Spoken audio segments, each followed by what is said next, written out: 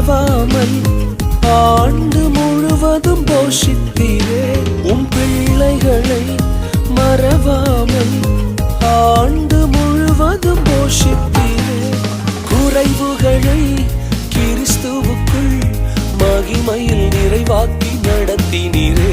என் குறைவுகளை கிறிஸ்துவுக்குள் மகிமையில் நிறைவாக்கி நடத்தினீரே. அதற்கு நன்றி, உமக்கு நன்றி, முழு மனதுடன் சொல்கின்றோம்.